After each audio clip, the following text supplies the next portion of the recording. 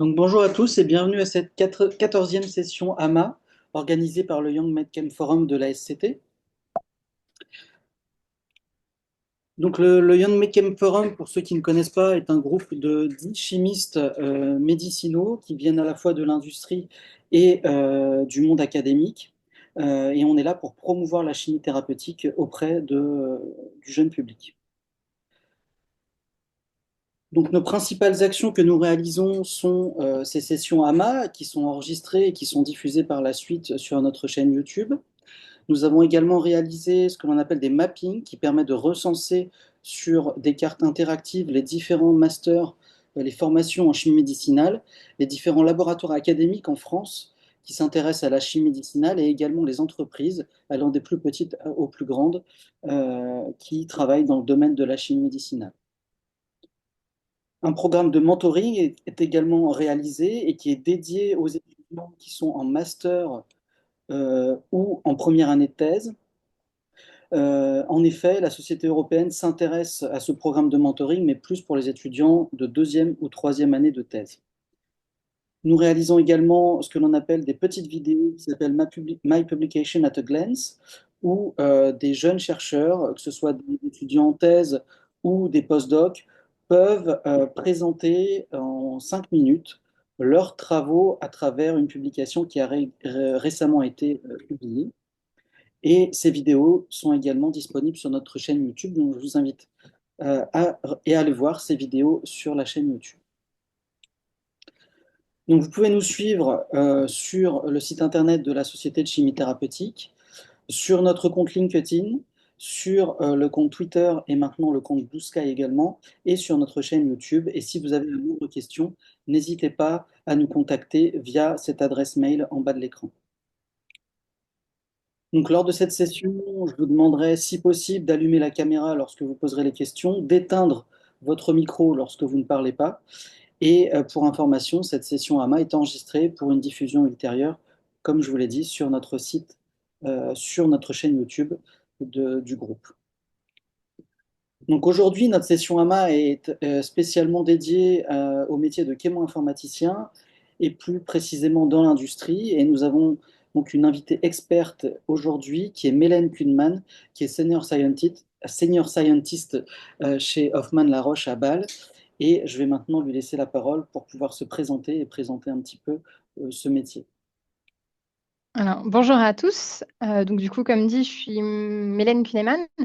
Euh, Actuellement, travaillant chez Roche, je vais expliquer plus ce que je fais de manière générale. Mais du coup, on peut appeler mon métier chémo-informaticien, mais aussi de manière plus large, CAD scientist, qui inclut la chémo-informatique et d'autres aspects que je vais présenter. Je vais commencer aujourd'hui par mon parcours, donc, que vous pouvez voir ici. J'ai commencé à l'Université de Strasbourg pour faire une licence de maths, physique, chimie. Pourquoi j'en parle? C'est parce que finalement, ce n'était pas ce que je voulais faire quand j'ai commencé à être chémo-informaticien. Euh, je voulais faire de la chimie et je voulais faire de la chimie dans l'industrie pharmaceutique, donc je m'orientais plus vers de la chimie médicinale même.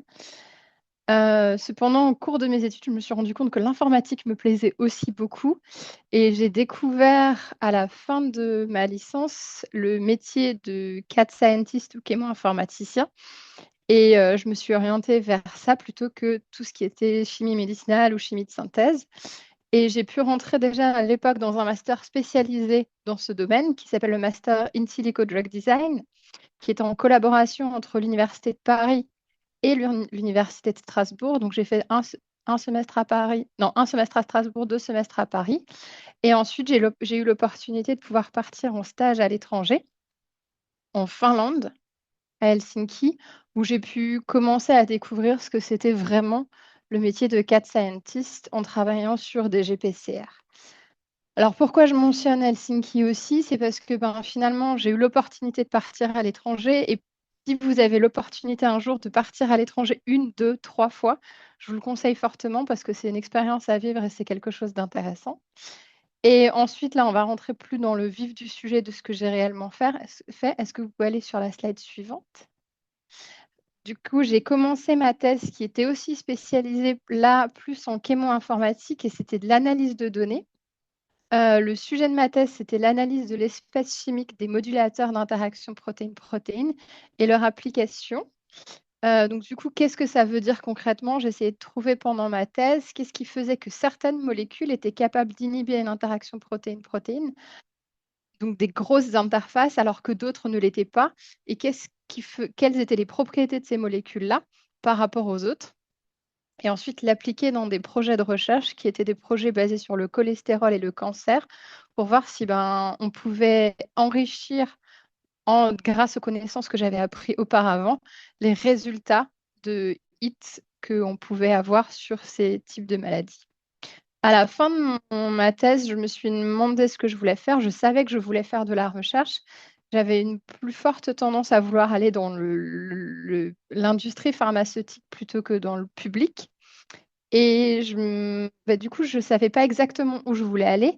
Et hasard des coïncidences m'ont permis de rencontrer quelqu'un qui m'a proposé un postdoc aux États-Unis. Et je me suis dit, bon, même si c'est dans l'académique, allons-y. Que ça permet d'avoir une expérience à l'étranger où là, c'est un pays anglophone, donc on peut parler l'anglais. Et en plus, ça a été une expérience culturellement différente, surtout du point de vue de la recherche, parce que je suis arrivée au début de mon postdoc. Le lundi matin, j'étais assise dans le bureau de mon chef qui m'a dit, bon, maintenant, tu travailles sur ce que tu veux. Alors que dans la thèse, on a vraiment un sujet bien défini et on ne doit pas vraiment sortir des lignes, alors que le postdoc, on fait ce qu'on veut, on a la liberté de pouvoir le faire et on doit chercher des bourses pour pouvoir travailler sur les projets qui nous intéressent. Et je pense que cette liberté-là, elle est vraie aux États-Unis plus que dans d'autres pays.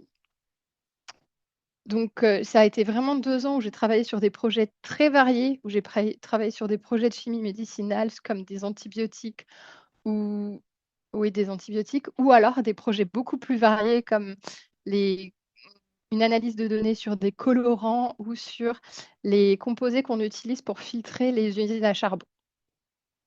Au bout de 2 ans de postdoc, je me suis dit que je voulais rentrer en Europe. Et j'ai rencontré du coup mon futur chef à Servier, où j'ai pu commencer à faire un postdoc qui était sur la prédiction de certaines propriétés ADME et tox, plutôt de la toxicité. Et j'essayais de faire de la prédiction de toxicité cardiaque. J'essayais de voir si, a priori, on arrive à prédire si le composé peut avoir une toxicité cardiaque ou non, et essayer de comprendre comment on peut optimiser le composé pour réduire cette toxicité cardiaque. Du coup, j'ai fait 1 an de postdoc à Servier. Et au bout d'1 an, on m'a proposé un contrat en interne où je suis devenue cat scientist chez Servier. Je suis restée 4 ans chez Servier. Et au bout de 4 ans, en fait, j'ai voulu un peu changer d'air et puis aussi me rapprocher de ma famille qui se situe en Alsace. Et donc, du coup, Bâle était l'opportunité parfaite. Et donc, j'ai postulé chez Roche et j'ai commencé mon travail de cat scientist chez Roche. Euh, du coup, qu'est-ce que c'est Cat Scientist? Est-ce que vous pouvez passer à la slide suivante? Pardon. Pourquoi Roche et qu'est-ce qu'on fait chez Roche d'abord avant de parler du Cat Scientist? Chez Roche, en tant que Cat Scientist, on n'a pas une spécialité dans l'herbe thérapeutique, on est spécialisé dans la technique et on travaille sur toutes les aires thérapeutiques que Roche peut travailler, ce qui nous permet d'avoir un panel assez large au point de vue biologique. Donc, on peut avoir des projets en oncologie, en maladies infectieuses, en immuno-inflammation, en ophtalmologie, en neurosciences et en maladies rares. Et donc, du coup, slide suivante, c'est quoi les missions d'un CAT Scientist? Et je devrais spécifier ce que c'est CAT Scientist, c'est Computer Aided Drug Design Scientist. Et notre fonction principale est clairement de travailler main dans la main avec le chimiste médicinal. Chez Roche, on est même dans la même entité, on est dans la même unité. On est en chimie médicinale en étant cat scientist. Et on travaille main dans la main avec les chimistes médicinaux pour essayer de créer le meilleur composé qui va être actif sur la cible d'intérêt et faire de l'optimisation de composés. Ça, c'est, on va dire, un des piliers de mon travail et de mon quotidien.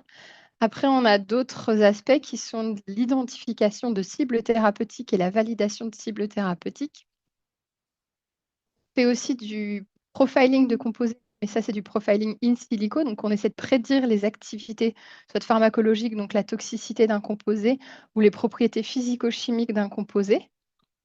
Ensuite, on a un aspect qui est aussi lié vers la structure de la protéine, pas uniquement la structure de la petite molécule, en- pour essayer de voir s'il y a des changements de conformation dans la protéine, essayer de prédire la conformation de la protéine et son mécanisme d'action.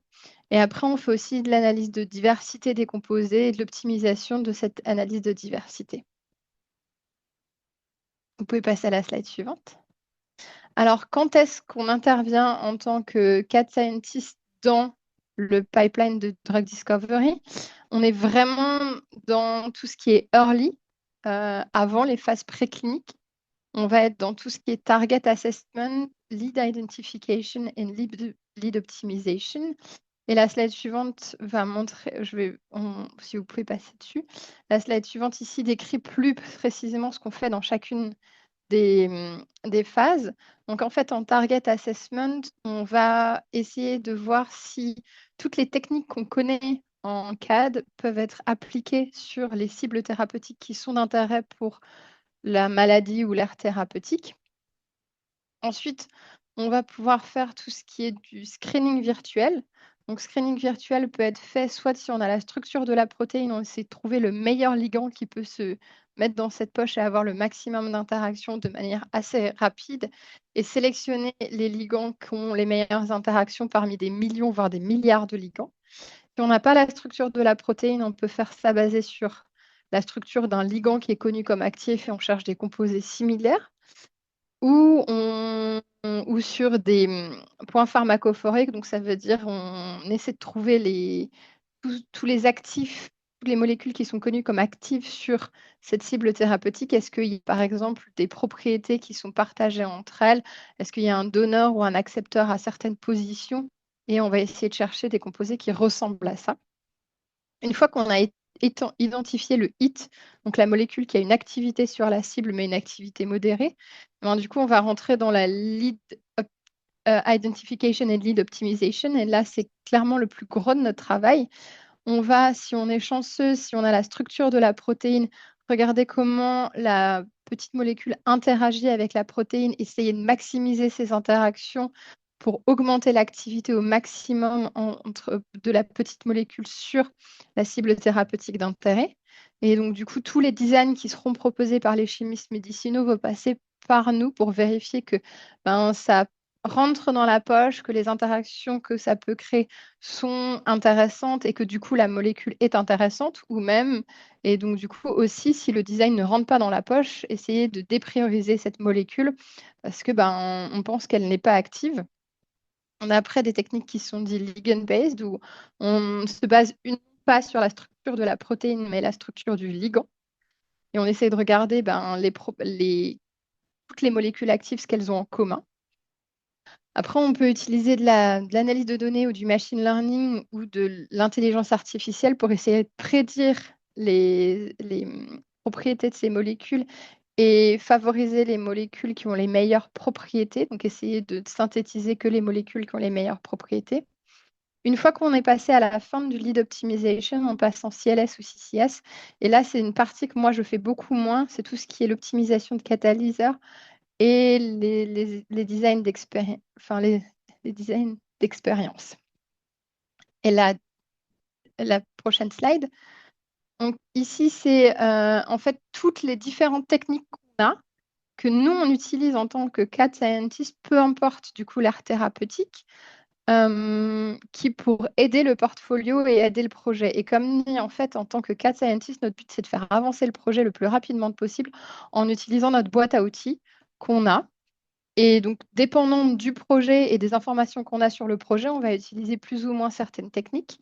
Alors, il y a certaines techniques qui sont très hype en ce moment, tout ce qui est machine learning et intelligence artificielle, qui vont être sur la prédiction de propriétés, mais aussi sur la génération de molécules, où on va essayer l'algorithme va proposer une molécule par lui-même. Et ça peut être couplé à de la prédiction de synthèse où on peut essayer de prédire la voie de synthèse et le rendement de chacune des réactions qu'on peut avoir. Il y a des techniques de data science qui existent depuis un certain temps qu'on utilise pour tout ce qui est match molecular pair, match series et une free Wilson en additivity, c'est essayer de regarder quand on ajoute un certain groupement chimique, est-ce que ça a à chaque fois le même effet, oui ou non. Et après, on a des techniques dites plus structure-based, donc c'est ce qui est dans le en haut à droite de la slide, où on va se baser sur la structure de la protéine et essayer de valider, enfin, d'augmenter l'interaction entre la protéine et son ligand. On peut aussi faire ça si c'est une off-target, donc si on ne veut pas avoir d'interaction avec cette protéine et on sait comment le ligand se lie avec cette off-target pour réduire l'activité. Quand on parle de structure-based design, en général, on regarde quelque chose qui est très fixe et qui ne bouge pas. Et on peut rajouter un état de complexité en rajoutant de la dynamique moléculaire qui va voir comment tout ça bouge dans le temps. Parce qu'en vrai, on regarde toujours des molécules en 2D, 3D, mais de manière fixe. Mais ce qui se passe dans notre corps bouge et une interaction peut avoir lieu que 90%, 50% du temps. Et on essaie de voir ça grâce à la dynamique moléculaire. Ensuite, il y a tout ce qui est criblage virtuel. Le criblage virtuel, c'est essayer de trouver parmi une librairie de millions, voire milliards de composés, quel est le composé qui pourrait avoir une activité sur notre cible. Et enfin, la chimie quantique, qui est vraiment une entité à part, qu'on utilise vraiment pour des choses assez spécifiques, soit pour l'optimisation de catalyseurs, ce que je fais moi, mais aussi pour regarder la réactivité de de certains groupements chimiques dans nos molécules, si jamais on veut faire un ligand covalent ou non. Et après, pour tout ce qui est l'analyse d'angle de torsion, parce que notre composé peut se lier d'une manière spécifique dans notre poche, mais ça peut être une autre conformation que le composé A de manière stable, donc la conformation plus basse énergie. Et on essaie de voir la différence entre les deux, ce qui peut impacter fortement l'activité d'un composé sur sa cible. Et voilà, moi j'ai fini ma partie. Donc si vous avez des questions, n'hésitez pas. On est là pour ça, je crois. Merci Mélène pour cette présentation très claire et très détaillée. Donc, je vais laisser la parole aux personnes qui assistent à cette session. N'hésitez pas à poser vos questions. Euh, je pense que vous allez avoir de nombreuses réponses très intéressantes.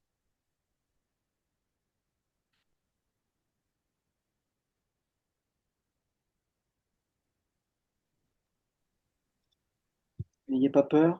Je peux poser une question pour lancer un peu la discussion. Euh, Est-ce que tu pourrais commenter, Mélène, les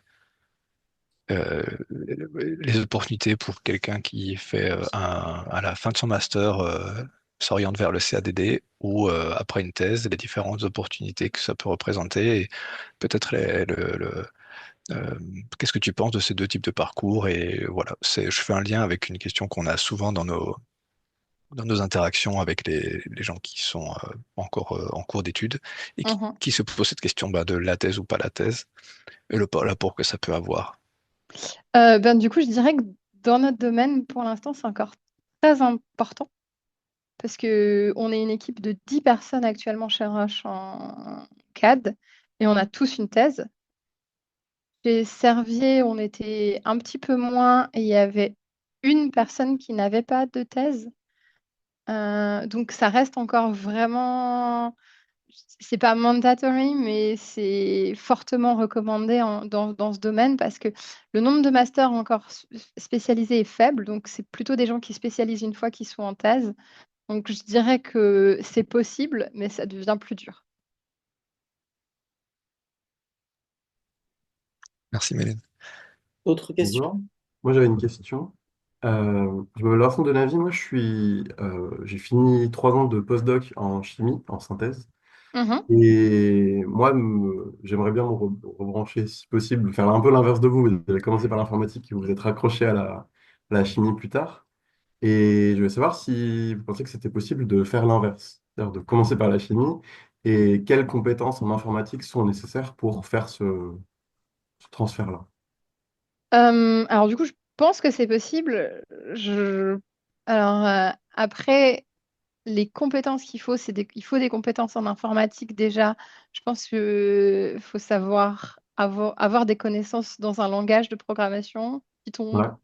par exemple, avoir des connaissances un peu en analyse de données Mhm. et tout ce qui est un peu structure de protéines, je dirais. Alors, en fait, tout dépend parce qu'en CAD, on peut avoir des spécialités aussi. Et tout dépend de quelle spécialité vous voulez être. Si c'est vraiment dans l'analyse de données, ce qu'on appelle la chémo-informatique, la compétence finalement d'analyse de données, Python, tout ça suffira. Après, il y a tout ce qui est la partie structure-based, où c'est l'analyse de la petite molécule dans la poche. Ça, Mhm. c'est des compétences qui sont à part et c'est des compétences où c'est compliqué de les apprendre tout seul chez soi parce que c'est des logiciels un peu spécialisés. Ouais. Parce que moi, j'ai un peu d'expérience en modélisation moléculaire. Ok. Bon, déjà, Et, c'est bien. donc, voilà, donc ça, c'est quelque chose qui m'intéresse. Et donc, Mhm. l'informatique, j'aimerais bien plancher plus sérieusement. Mais quelles étapes sont nécessaires pour arriver vers ce domaine-là, en fait? Après, je pense que, il y a des moyens qui peuvent permettre de se rapprocher de ce domaine-là. Moi, j'ai pas mal de personnes dans mon entourage qui ont finalement commencé en biologie.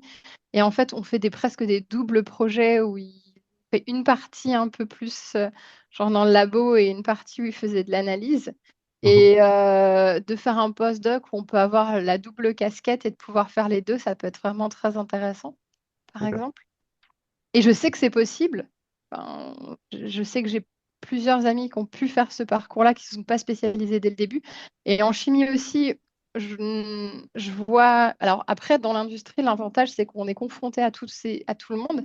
Et nous, on a des chimistes médicinaux qui ont des appétences pour la modélisation moléculaire et qui font un peu ça pour eux dans Ouais, leur coin. Et on les aide, en fait, à plus ils sont dépendants, plus c'est facile pour nous après. Je d'accord. pense que c'est possible, il faut juste trouver le labo qui permet de faire les deux en fait. Mais je D'accord. conseillerais quand même d'essayer d'avoir un peu de, comment dire, de connaissances en informatique pure et dure avant d'essayer de postuler. Ouais, ok. Il y a plein de formations en ligne qui sont Ouais, disponibles ouais. pour ça. Ça marche. Merci beaucoup. Merci Vincent. D'autres questions? Bonjour, j'ai une petite question. Vous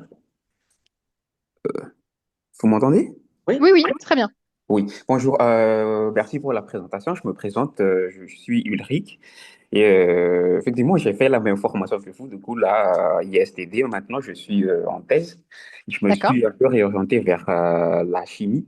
Mais en fait, la question que je voudrais me poser, c'est que est-ce que les expériences, je vais dire wet lab, si je peux dire ça, les expériences dans les laboratoires, est-ce que c'est aussi c'est important, c'est nécessaire pour intégrer les entreprises ou est-ce que les connaissances vraiment in silico sont peut-être suffisantes?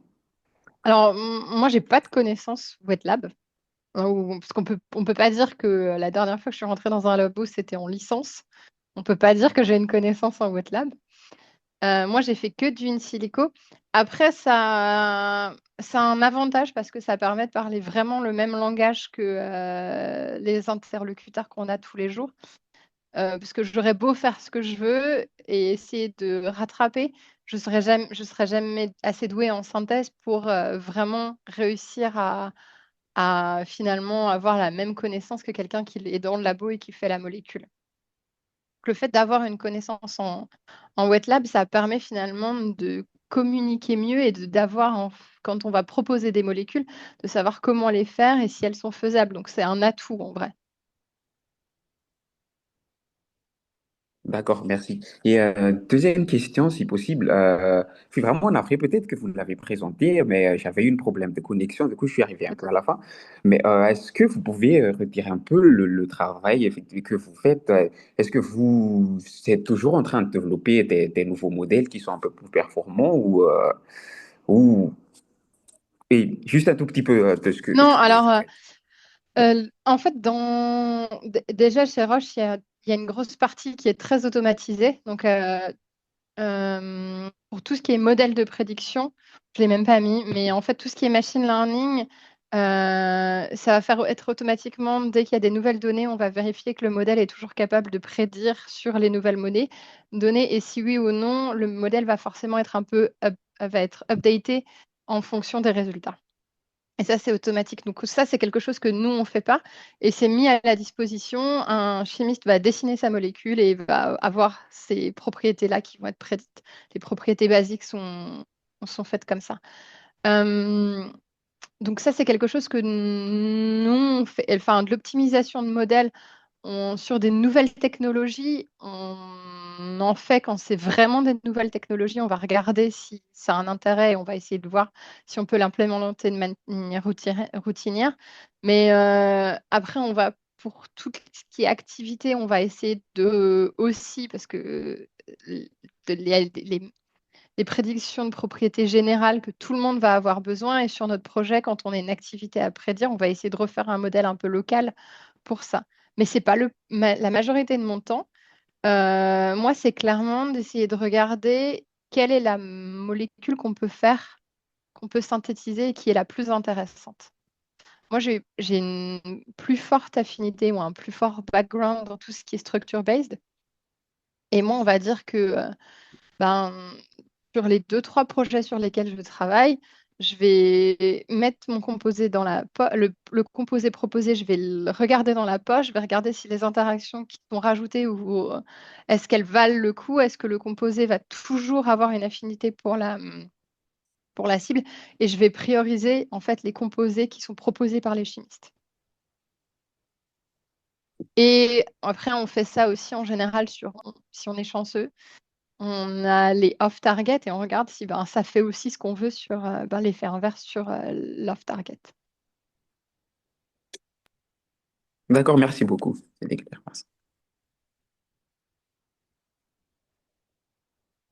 Merci pour la question. D'autres questions? Bonjour. Bonjour. Merci beaucoup pour la présentation. Euh, je voulais savoir, quand j'étais... donc moi, je suis en thèse actuellement, en Ok, RMN. ok.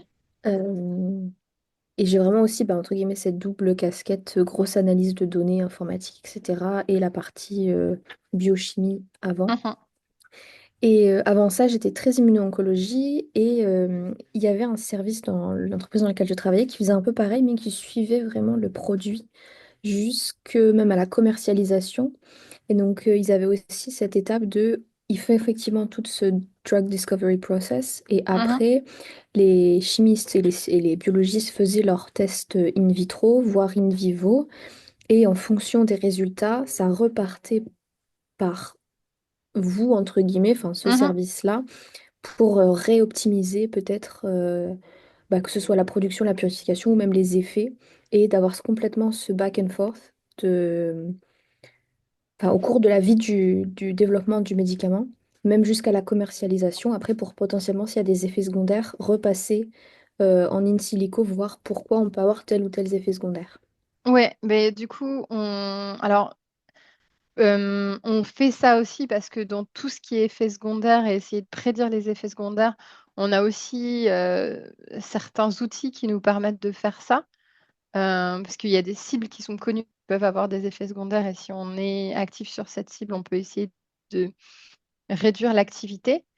Dans tout ce qui est... Donc, en fait, c'est possible, et une fois que le composé, en fait, chez Roche, une fois que le composé est vraiment sur la fin enfin, donc qui rentre en préclinique, non, c'est le plus gros du travail. Après, effectivement, on peut intervenir, mais on intervient moins.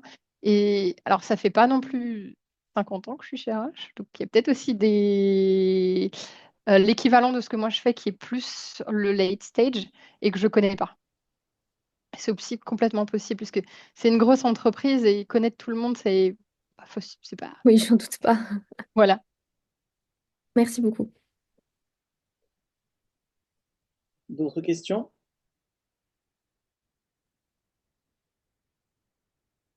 Bonjour, vous m'entendez? Oui, Oui. très bien, Fatima. Bon, moi je fais un postdoc en chimie médicinale et je travaille, comme vous avez dit, en étroite collaboration avec une chimiste computationnelle. Mais cependant, ces prédictions euh, ne tiennent jamais avec les résultats expérimentaux.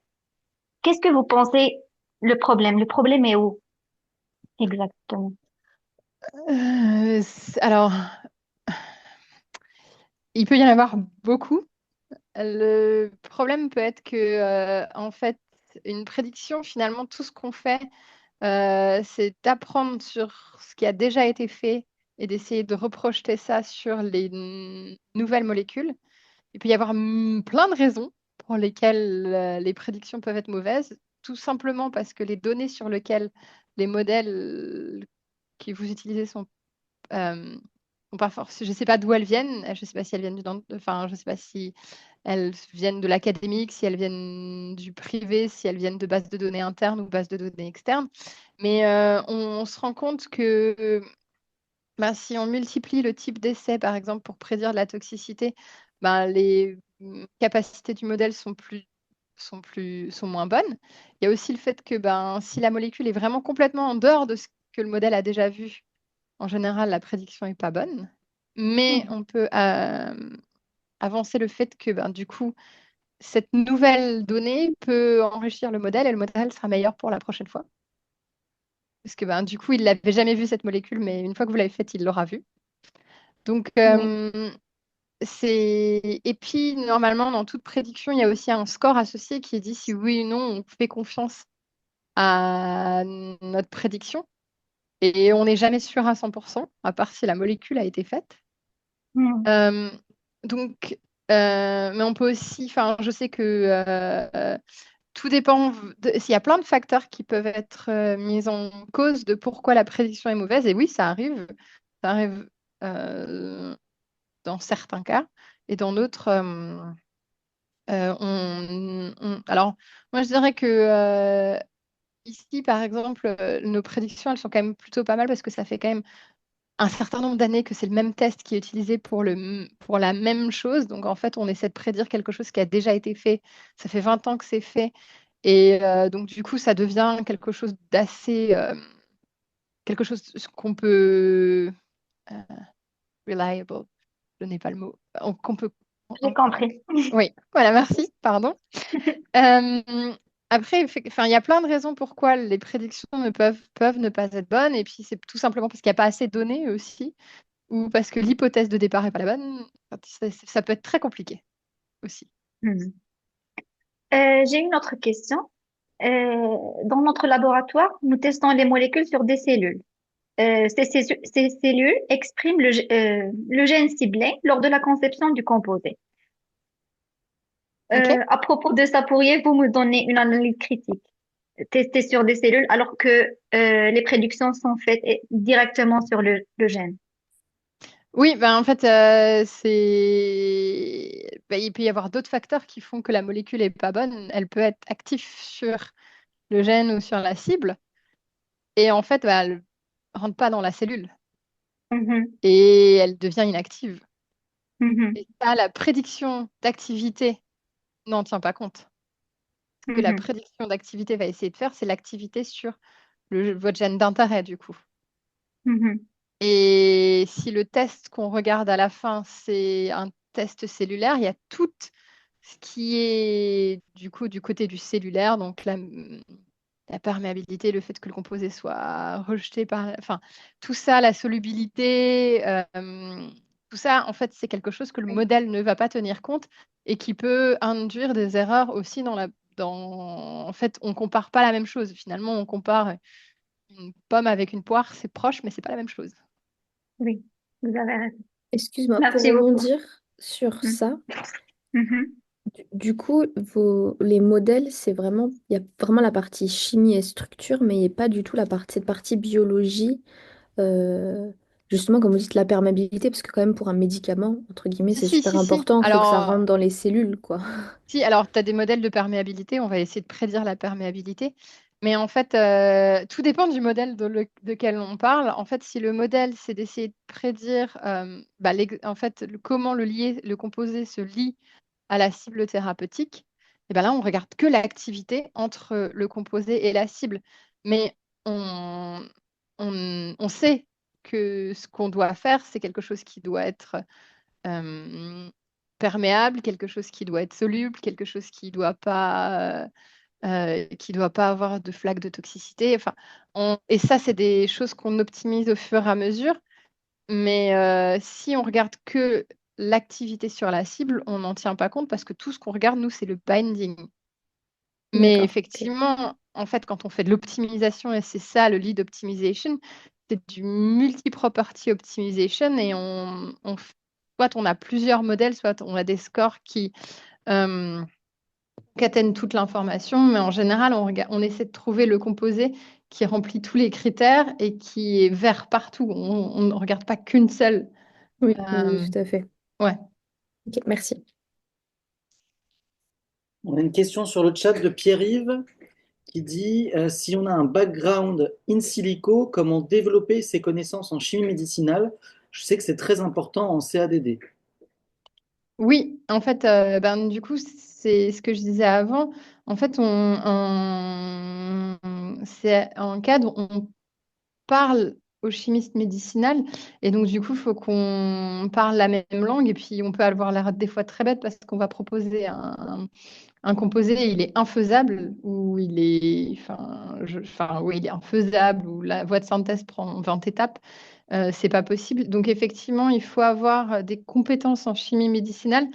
Moi, les compétences en chimie médicinale, j'en ai eu à force d'expérience, en fait, à force de travailler en collaboration dans les différentes équipes projets. J'ai engrangé de l'expérience et à force de voir ce que tout le monde fait. Du coup, je ne suis pas rentrée dans le labo, mais on arrive à avoir une idée et de parler finalement le même langage. C'est du coup, je dirais, via les collaborations et les interactions qu'on a avec les collègues, qu'on apprend au fur et à mesure. Merci. D'autres questions? Diane? Oui, pardon, excusez-moi. Quand vous parlez de chimie médicinale, vous parlez de tout ce processus biotechnologie de création du médicament, donc toute la production et après la purification qui s'ensuit de la molécule active. Alors, tout ce qui est chimie médicinale, en fait, pour moi, c'est tout ce qui est vraiment la synthèse du composé, mais aussi, alors là, il y a des chimistes médicinaux dans la salle, donc il faut que je fasse très attention à ce que je vais dire, mais, non pas que, et en fait, c'est l'optimisation. En fait, quand je dis qu'on travaille main dans la main, moi, je travaille en équipe avec les chimistes médicinaux, et quand on regarde l'optimisation de toutes les propriétés, il n'y a pas que nous qui regardons, les chimistes médicinaux regardent aussi. Et en fait, c'est essayer d'emmener le composé qui n'est pas du tout optimisé au composé final qui va pouvoir être donné à l'animal et ensuite l'humain. Parce que ici, du coup, la synthèse des composés, c'est une synthèse exclusivement chimique. Parce que moi, du coup, je suis ingénieure en biotechnologie, avec du Mhm, coup tout un background de production et purification de mhm. molécules thérapeutiques. Mais du coup, en utilisant entre guillemets la biotechnologie. Donc là, ici, c'est vraiment uniquement de la synthèse Non, chimique. en fait, alors chez nous, c'est principalement de la voie de synthèse chimique, mais si c'est plus facile de le faire en utilisant des biocatalystes ou des choses comme ça va être aussi possible. Après, il y a peut-être des chimistes médicinaux de la SCT qui parleront mieux de leur travail que moi. Donc, si j'ai dit des bêtises, vous pouvez me corriger. Merci beaucoup. Non, non, d'autres questions? Bonjour. Ouais, juste pour dire, je suis en troisième année de thèse et Ok. je fais principalement des criblages virtuels et après des structures d'optimisation, dans la Mhm. structure optimisation. Et juste pour savoir, en fait, du coup, après la thèse, si on veut travailler dans une pharma, par exemple, comment on se crée une opportunité pour travailler dans une pharma? Parce que je pense que les pharma recrutent pas principalement des gens qui ont fait des postdocs en pharma. Et si par exemple on a fait un postdoc dans l'académique, ça pose réellement un problème ou il faut encore enchaîner sur d'autres postdocs, etc. Ou Alors, par du coup, exemple, après ma thèse, j'ai fait un postdoc dans l'académique, pur et dur, ouais. aux US. Mhm, Je dirais que dans la pharma, on parle anglais. Je parle anglais tous les jours. mhm. Donc, avoir fait, même si on parle très bien anglais, avoir fait un postdoc à l'étranger, c'est quand même un plus parce que ça montre que c'est de l'acquis. Et en fait, le passage de l'académique à l'industrie, il n'est pas facile. J'avoue que c'est assez compliqué de passer de l'un à l'autre. Et je- moi, ça a été via les relations. En fait, il Mhm. faut jamais oublier que on a dans notre entourage des gens qui connaissent des gens. Et moi, c'est ce qui s'est passé. En fait, du coup, j'ai fini mon... Enfin, ma carrière s'est un peu fait sur l'opportunité. J'ai fini ma thèse et bah, du coup, via la SCT, j'avais gagné un prix qui m'emmenait à l'ACS et j'ai rencontré un de mes anciens enseignants de master qui m'a présenté mon chef, qui était mon futur chef de postdoc. Mhm. Et à la fin de mon postdoc académique, j'avais dit à mon chef que je voulais pas rester aux États-Unis et que j'envisageais de rentrer en Europe et que j'aimerais passer dans l'industrie. Et c'est lui qui a discuté avec mon futur chef de Servier. Et du coup, je l'ai rencontré, mon futur chef de Servier, je l'avais rencontré en congrès, je lui ai présenté mon travail. Et donc, du coup, quand il y a eu une opportunité chez Servier, il m'a transmis l'information et il m'a dit postule là-dessus. Ok, ouais, mais c'était quand même une offre, du coup, chez Servier. Enfin, Ah oui, oui, c'était une offre. ah, Alors, ok, c'était une ok. offre de postdoc. Et bah, j'ai eu de la chance aussi, parce qu'il en faut. Mon postdoc était parti pour 18 mois et c'était pas du tout avec une option d'internaliser derrière. Mais je me disais que ça mettait un pied dans l'industrie et que ben, du coup, ça me faisait connaître dans ce monde-là. Et Mhm. au bout d'un an, il y a une personne de l'équipe qui est partie. Et du coup, il y a un poste qui s'est ouvert. Et donc, du coup, j'ai postulé sur ce poste-là. Ok, ok. Ouais, du coup, je pense que c'est pas forcément évident du coup de trouver directement un postdoc dans l'industrie après la thèse, quoi. Bah, C'est c'est possible. Ouais. c'est possible et c'est des annonces qui sont publiques. Donc faut pas et c'est alors je dis que c'est les relations, mais il faut pas non plus oublier que on peut postuler parce que chez Roche, je connaissais personne. Donc j'ai Mhm. postulé chez Roche ne connaissant personne. Je me suis dit ben je corresponds donc je vais essayer et faut pas hésiter à postuler si on voit qu'on correspond et même si c'est un postdoc dans l'industrie parce que les offres, elles sont publiques dans les postdocs dans l'industrie ou les offres, elles sont publiques, donc faut pas hésiter à postuler. Ok, ok. Ok, bah merci beaucoup. Merci. D'autres questions?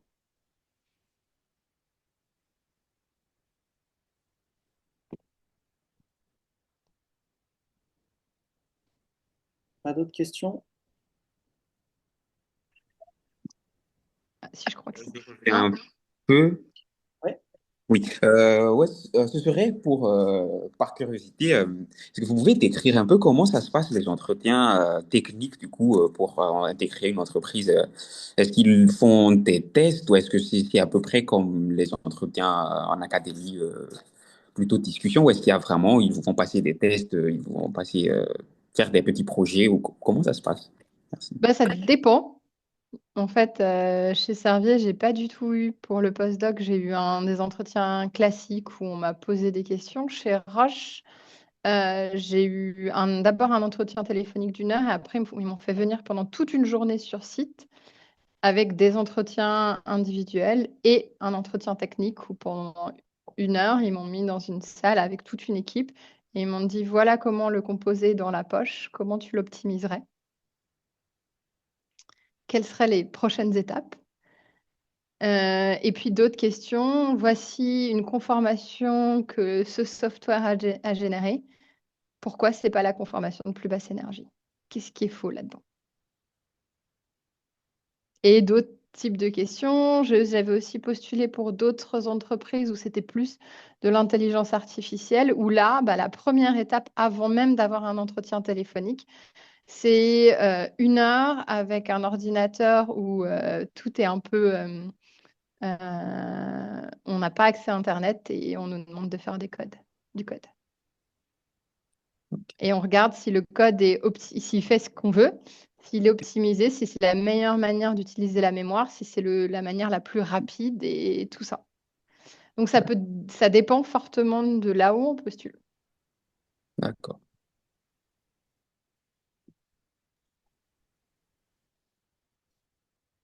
De manière générale, même en chimie médicinale, les entretiens dans l'industrie pharma sont plus poussés que ce qu'on peut avoir dans l'académique.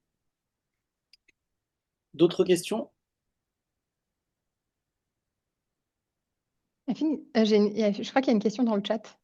J'ai l'impression. Alors,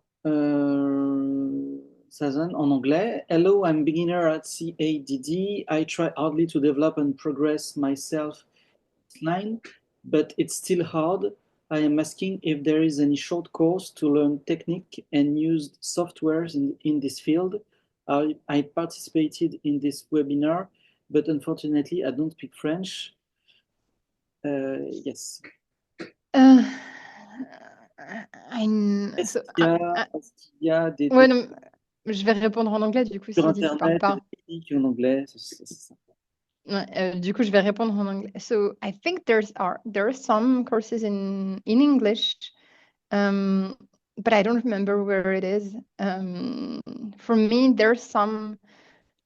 I'm trying to remember. Sorry. There are some. Yeah, I don't remember.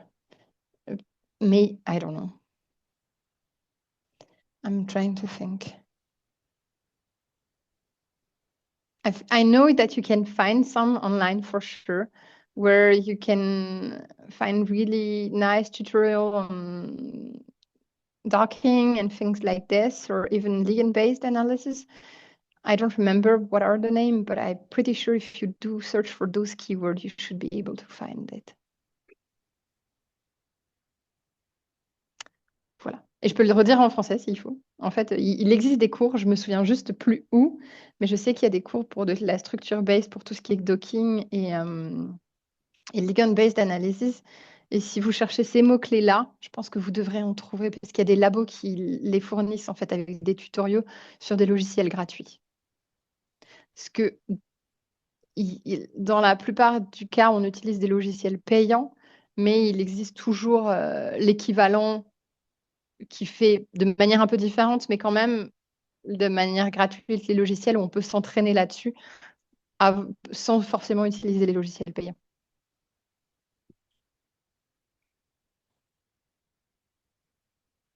Merci. D'autres questions?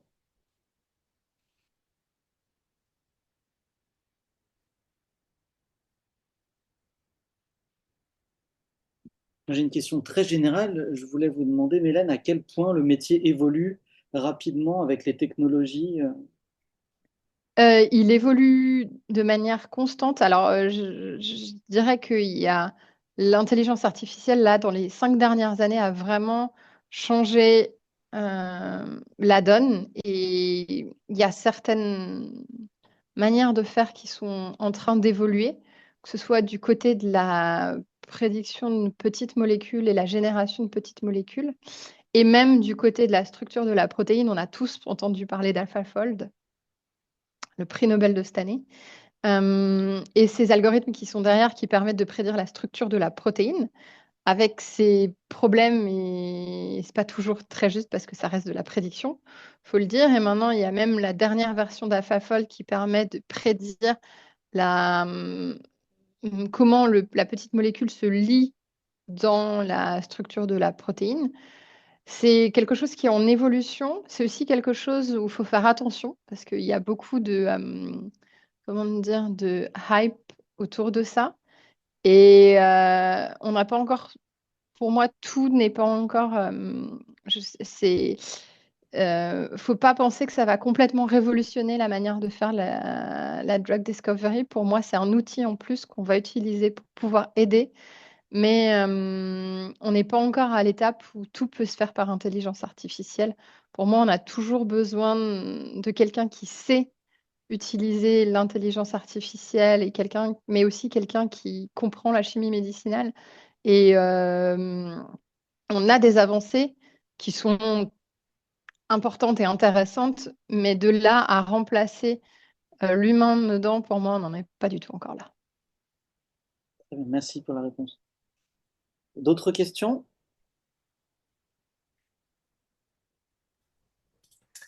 Ouais, du coup, c'est de nouveau moi. J'ai juste une autre question, si possible. J'aimerais savoir, dans les pharma, quelle est votre puissance de calcul? Par exemple, si vous voulez lancer un docking, je sais pas, sur 10 millions, même 100 millions, parce que nous, dans l'académique, on a accès à des centres de calcul, il n'y a pas de souci, on peut avoir des millions d'heures CPU. Mais est-ce que vous devez quand même, enfin, est-ce que c'est compliqué de lancer des gros calculs ou ce genre de choses? Alors, hmm, comme tout calcul, tout se monnaie. C'est ça, ouais, mais comme nous, forcément, à l'académique, on va dire, on voit pas le coût derrière. Non, mais je Donc, veux dire, en fait, on a, alors que ce soit les deux expériences que j'ai, il y a le propre cluster. ah, vous avez quand même un propre cluster, ok, Ouais, ouais. on a Hmm. que ce soit Roche et Servier avaient leur propre cluster, donc avec leur propre GPU, qui est pas illimité. Et c'est pour ça que je dis que ça se monnaie, parce que si c'est vraiment un calcul qui est ressources intensive et qui demande une capacité de calcul importante, eh ben, il y a le cloud et il y a Amazon qui fournit des GPU, il faut juste les payer. Et c'est pour ça que ça se monétise. Donc, si c'est Ok, une question importante et qu'on est sûr de pouvoir y répondre, ben, en fait, c'est aussi possible via ça. ok. Mais pour tout ce qui est daily basis, en fait, on a notre propre cluster de calcul avec un Ok. certain nombre de GPU dessus. Donc, il n'y a pas de problème de calcul, quoi. Non, non, non, ça va, honnêtement. Ok, ok, merci. J'avais aussi de nouveau une autre question, pas forcément sur le métier en lui-même, mais sur votre parcours, plus dans la suite du parcours. Quelles sont, vous, vos perspectives? Qu'est-ce qui vous plairait? C'est une très bonne question.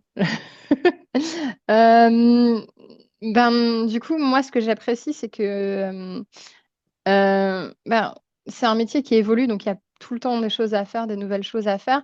C'est aussi un métier où on peut, en fait, vu que c'est quelque chose de très collaboratif, on peut, pour l'instant, je suis un partenaire de la collaboration, mais en fait, en tant que CAD scientist, on peut prendre une casquette un peu plus de leader du projet, des choses comme ça. Et ça, c'est aussi, tout en restant dans la science, c'est avoir un autre côté et voir une autre facette finalement du métier. Donc, ça pourrait être quelque chose que je pourrais envisager par la suite.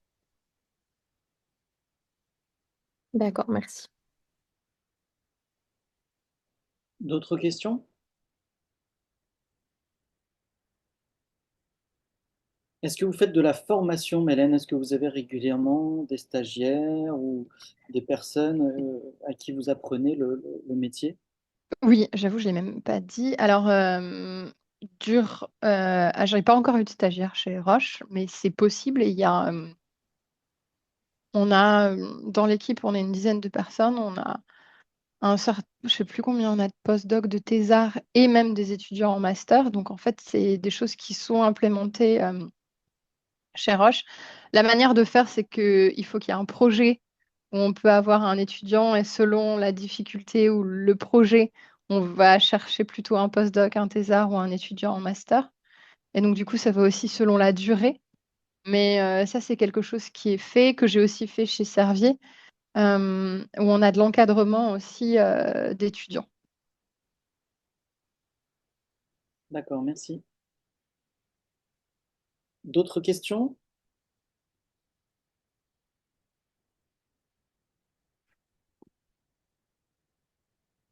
Oui, Diane? Pardon, il y a plein de questions qui me viennent. C'est pareil, c'est un peu à part. C'est les femmes, pardon, les femmes dans votre métier, parce que c'est vrai qu'à la base, bon, l'informatique, c'est quand même plutôt masculin. La bio, c'est plutôt féminin. Donc c'est vrai que là, c'est à l'interface. Alors c'est plus chimie que bio, mais comment vous vous placez et comment ça se retrouve aussi, bah, pas forcément la parité, mais du coup, bah, la proportion. Et ben, du coup, c'est hyper variable et ça dépend des moments. J'ai eu des moments où clairement je me suis rendu compte que je devais être la seule femme dans la salle. Et puis par exemple, mon master, on était 12 personnes et il y avait 10 femmes. Ok. Ma thèse, je pense que c'était la parité était là. Mon postdoc, du coup, la parité était pas là. Chez Servier, la parité était là. Chez Roche, la parité est moins là. Donc ça dépend vraiment des moments. Ok.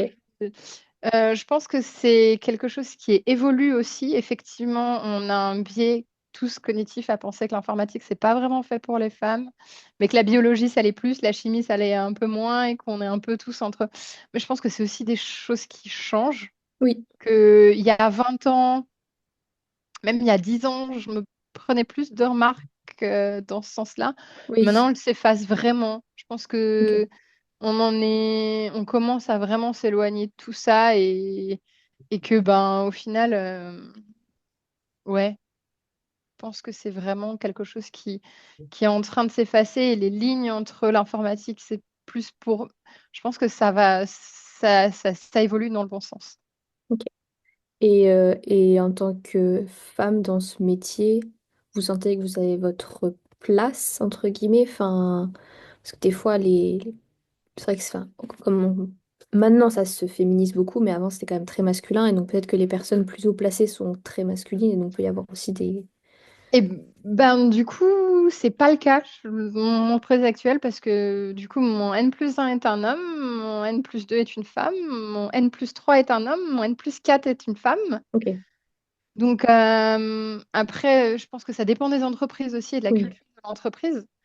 Euh, mais je pense que parce que ouais, effectivement, là, moi, actuellement, la parité est là et il n'y a pas, quand on voit le board, on voit que des hommes de plus de 50 ans. ok, C'est, c'est pas le cas.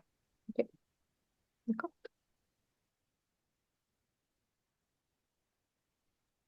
Merci. Si, d'autres questions?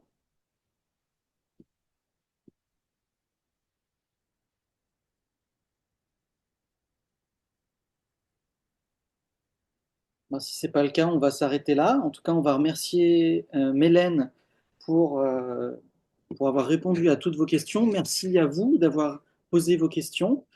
Et puis, bah, n'hésitez pas à nous suivre, le groupe Young Mankind Forum, et puis à peut-être assister à notre prochaine réunion, session AMA. Merci à tous. Bonne soirée.